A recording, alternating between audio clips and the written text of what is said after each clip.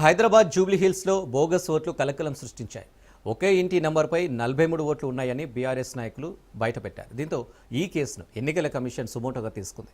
దీనిపై విచారణ జరపాలని ఎన్నికల అధికారి జీహెచ్ఎంసీ కమిషనర్ ఆర్వి కర్ణన్ ఆదేశించారు. జూబ్లీహిల్స్ నియోజకవర్గ పరిధిలోని యూసఫ్గూడ డివిజన్ కృష్ణానగర్ బి బ్లాక్లో బూత్ నంబర్ 246లోని ఓటర్ జాబితాను బీఆర్ఎస్ బూత్ ఇన్ఛార్జీలు పరిశీలించారు. ఆ జాబితా ప్రకారం ఓటర్లు ఉన్నారా లేరా అని తెలుసుకునేందుకు సంస్కృతి అవెన్యూ అపార్ట్మెంట్కి వెళ్లారు.